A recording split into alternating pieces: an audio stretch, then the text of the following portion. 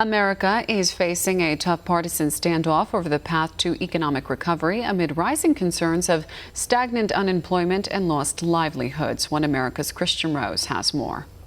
Working hours, equivalent to some 400 million jobs, were lost in the second quarter of 2020. Miles-long lines at food banks, shuttered businesses, and a million-strong army of the unemployed.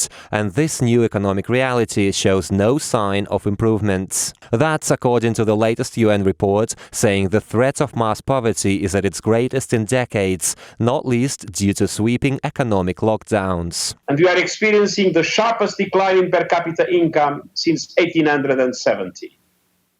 Between 7 and 100 million people could be pushed into extreme poverty. Now most European and Asian economies are lifting those lockdowns to restore economic growth, but in the US the situation is different. COVID shutdowns hit America in its election year, sparking hyper-partisan attacks on President Trump as he's working to reopen the economy just like the rest of the world. We're going to have a great third quarter. Third quarter is going to be tremendous numbers. Fourth quarter likewise.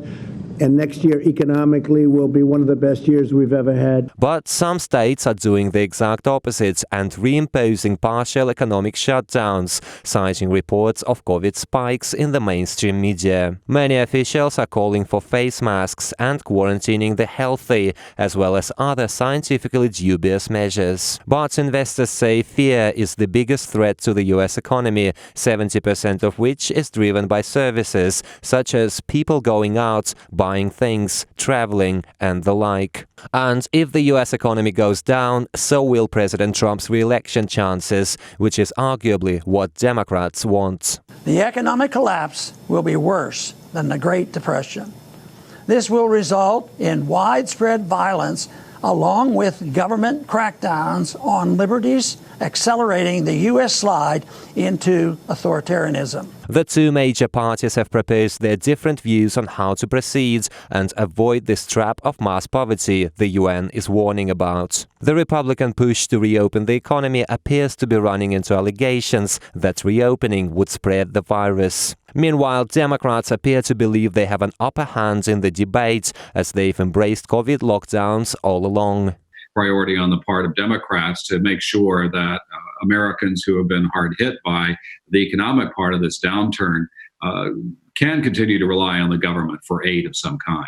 Which would allow workers to remain on government life support indefinitely at the expense of America's future. This is symbolic of the end stages when you think $3 trillion in 3 months, and the people are arguing over now about how to spend the next $1 trillion.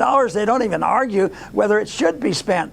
Under the political circumstances, believe me, it wouldn't be very popular if somebody could wave a wand and do what was right. America's economic policies will be decided at the ballot box come November. But in the meantime, economists are predicting a slow recovery from this largely self-inflicted crisis. Kristian Rouz, One America News. Want to see more videos like this? Click on the link below and subscribe to One America News on YouTube. And call your cable provider and kindly demand that One America News is added to your lineup.